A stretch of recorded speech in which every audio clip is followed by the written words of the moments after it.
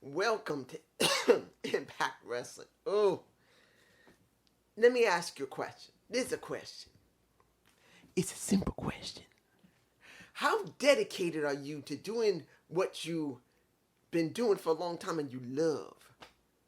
Look at me. My allergies are so bad right now. I had to put eye drops in my eyes and I was crying afterward. Oh, but I still do these videos because I love you guys and I love pro wrestling. So, what did we get here for this show? Uh, kind of sad. Now, I want to make this clear. The show was not bad. But for me personally, it's kind of sad because if you've already seen Dynamite, you know what I'm talking about. Who are the two guys that are going to work with Jay Lethal? Motor City Machine Guns. This is one of the disadvantages of pre-taping your stuff and not always doing live shows like WWE and AEW. This is what happens. So let's go through this. Mia Yim and Jordan Grace versus Vex of Purrazzo and Chelsea Green. I'm going to tell you the truth. I really wasn't interested in this match because I didn't expect them to lose. What have we been getting from Chelsea and Deonna Purrazzo? Not too bad of them showing that they're important, that they mean something. But what have we been getting from the competition? Oh, that's right. There is no freaking competition. No fresh meat. No women from the outside jobbing for them. No women from the outside jobbing to the people that are currently on the roster. They don't even have to be signed. Just bring in a couple of indie women who are in tag teams and let them job to the ones that are on the roster. So the roster feels more full. Nope. Sorry. This is what we get. It feels empty. Now, Deonna Purrazzo asked after the match was over for Gail Kim, hey, I just pinned the champ. Maybe I should be allowed to get the shot. I've been saying it. So she says, fine. But also, a Slamovich has also been doing some really good work. So next week, you're going to go up against each other. Who wins is number one contender. Honestly, I don't see that ending well. I don't. I'm telling you right now.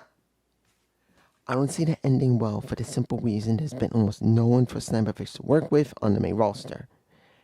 Or Deonna Purrazzo, who basically has been in a tag team for quite a while. This shows you how weak the women are. I'm sorry. The women are weak. Yeah, they did show the Savannah Evans having a pinched neck, and I believe I'll show a shot of that. That's in my face. But once you see Killer Kelly now dealing with a Tasha Steelz, choking her ass out like she basically choked out a little bit or maybe a lot of Savannah Evans, this shows you how small the roster is. They should have about 15 women on the damn roster. 15. I'm telling the truth. That's minimum, guys.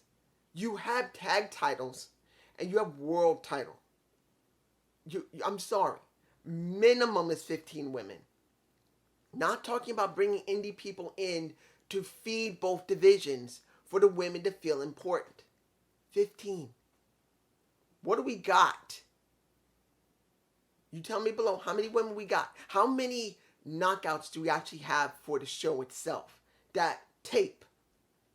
Just tape. Not even talking about anyone who's permanently signed for maybe a 6-month to a 9-month or maybe a year deal.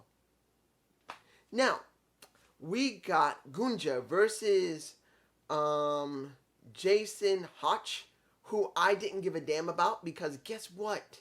How did they use to spotlight Gut Check? They would show you highlights of Gut Check. It wasn't the fact that you have to look at the YouTube channel as the ultimate insider to watch it. They at least would show a minute or two of Gut Check on the main show for those to be enticed to go on the app, to entice to go on YouTube. They're not even doing that anymore. So when I looked at this, when I look at Hotch, I believe that's his name. No, yeah, I didn't care. Because one, he's already been through gut check months ago, and they didn't bring him onto the main roster. They didn't talk about him on BTI, because if they talked him on BTI, they would show a highlight of BTI talking about him, which I didn't see a highlight of him being talked about. And it wasn't a point if it was a good match or a bad match. Gunther was going to destroy him because he wants that damn digital media championship that Brian Myers holds, because he was at commentary. He came into the ring. He told him, you know, you are very great. You are a blue chipper. And I'm busy right now, but I can't do anything. But maybe I'm not busy. And then he lays him out, and guess what? Gunther knocks him out, takes his title. And before he left the ring, he had the ref, who was told by a Brian Myers to count him after he nailed Gunther first. Gunther did the same thing, and the ref did count him. And then the ref later, as Gunther's holding the title because he stole it, he says, I'm glad you nailed him because he deserved, but you need to give me that title. That's not right. He says, well, if he wants that title, he's going to have to take it from me. And what happened to Jason Knox? Such an important thing for gut check. And this guy has now just been buried. Tell me right now. You could tell me below.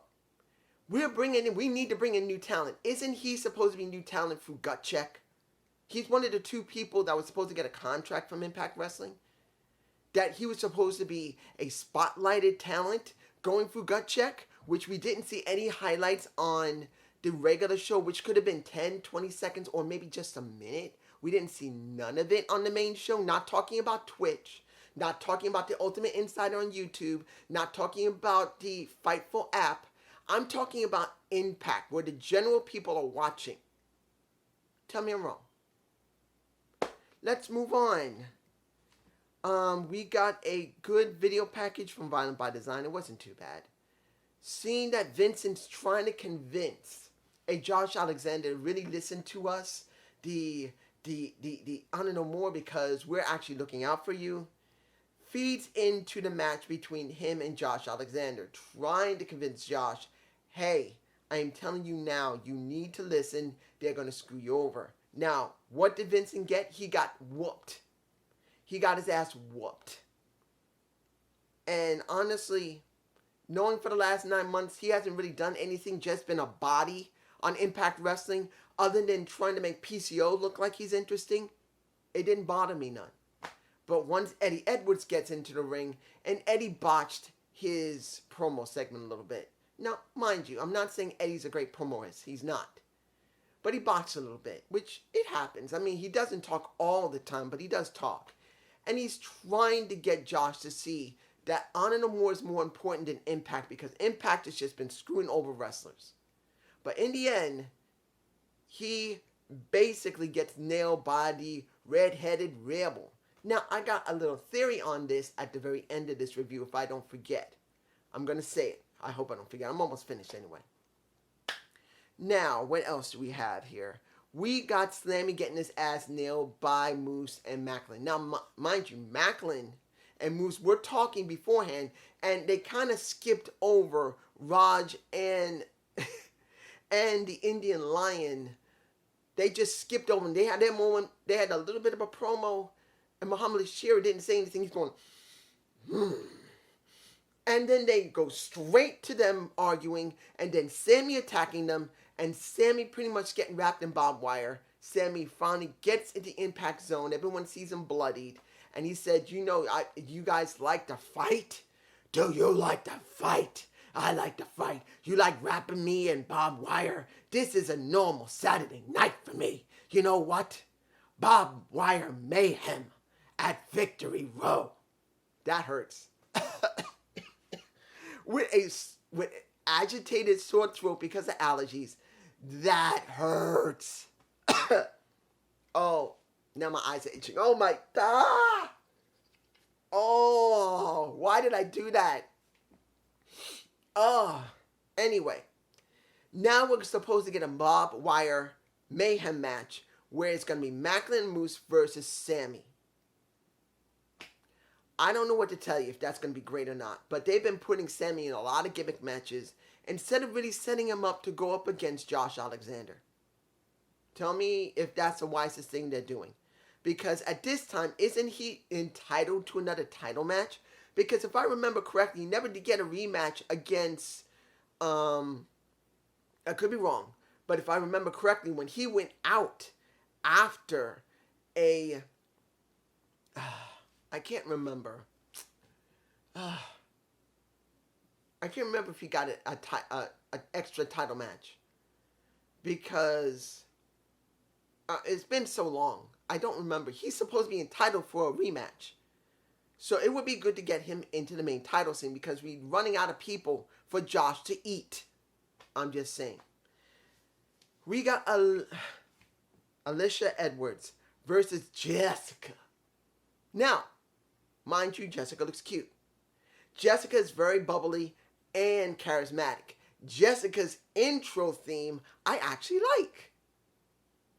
Now, mind you, does this mean she's going to get over? She looks like she's getting over. Yes. And I got to say this. Damn, I wish I had a shot of it, but pretty much seeing Rosemary's boobs, she did that on purpose. Look, guys, I try to be an objective reviewer, but I'm going to talk about when something becomes sexualized for men or women. Right now, what Rosemary did wearing that leather jacket, she wore a low-cut top on purpose to show her boobies. On purpose. She wanted people to see her sexualized. Now, mind you, there's nothing wrong with it. I like it. I'm sure the women and men like it. We don't usually see it from her often, but she wanted to kind of go along with what's going on with Jessica. Jessica's become no longer the Havoc, the rough and tough destructor. She's now charismatic. She's cute. She's bubbly, but it doesn't mean she can't fight in the damn ring. And she basically destroys Alicia with a nice, kind of look like a tombstone pile driver, but since Alicia is much smaller than her, it wasn't one. It was kind of like a half-baked one, but still it looked good. It did look good. Now, what does this mean? Does this mean Jessica is getting a good push? Possibly. The crowd there liked her. It didn't seem to be bad. But it's going to count on how they book her. And many people don't understand that Impact's booking can be very spotty. And when they got a good idea, they don't always go straight with it right. So it's going to be a question. Finally, we got the 6-man tag of Time Machine, Kushida, and the Motor City Machine Guns versus Violence by Design. The person that looked the most sloppy was Joe Doiling. Joe looked like he has not been exercising because he was having a problem just lifting anyone up. He lifted up Alex Shelley. No, it wasn't Alex Shelley. It was Chris Sabin. And he couldn't even slam him correctly. Now, either he's out of shape or he's injured. I think he might be injured. I don't think he's out of shape, but he looked like he might be injured because he was having a problem just doing a power slam with him. He could barely, no, it wasn't a power slam, just a regular throw slam. He could barely do it. Maybe his shoulders messed up. I don't know. But he just didn't look good. In the end, Time Machine won, and again, Deaner eats the pin. Deaner's been eating the pins a lot. If it's not been Eric saving it, it's been Deaner taking the pin. So the question is going to be, where are they going with Deaner? Is this going to be over? Because there's only a few ways Deaner can go with this situation. Only a few. One, he either is going to turn face. Or two, they're going to destroy him and he's done with the company and he's gone for a while or permanently. That's the way it looks. That's just how I feel about the situation. Now, here is the little thing I spoke about earlier about the red-headed devil, the red-headed rebel, the red-headed turncoat of a Heath. This is what I think might happen by Bound for Glory because that match is coming up, or Victory Road for that matter. Heath has been nailing every member of Violence by Design. He nailed Eddie Edwards just now. Now, mind you, I'm not saying this is really going to happen. This is just speculation on me and a little bit of kind of hoping Impact Wrestling will go outside the box and think. What would happen if Heath has been doing this because he wants to distract everyone from what his real goal is. Right now, Heath has been dealing. Think about it for a minute. You had Rhino get controlled by Violence by Design. What would happen if Heath turns to Honor No More? Because he's so angry, so frustrated. Not only is his partner gone, but he sees what Honor No More has been talking about. When is he getting an opportunity? When is he going to get something? When is he going to get anywhere like getting the X Division title or world title shot? He's got nothing. The only thing he's doing is nailing Honor No More, and it gives him absolutely nothing. So maybe he joins Honor No More by Victory Road or Bound for Glory. Now, I'm not saying this is happening, but think about it for a minute. Heath has been nailing everyone. What do you think this is culminating into? After he nails everybody, what then? This is one of the problems Impact has. They go on this road with somebody, but they don't always give a proper end. And if they do give a proper end, they don't 100% end it. Look what happened with Morrissey.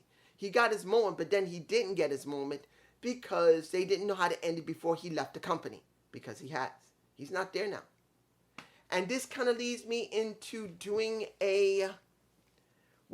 because of what's been going on in WWE and AEW, I've been thinking of doing a video talking about the state of pro wrestling. So in the next couple of days, I'll be filming maybe 1 or 2 parts. The only thing you do, when load it up, hopefully you watch it and enjoy it. And I will be telling you what I found out so far. Hopefully you'll like it. Have a good day. Have a good night. Peace.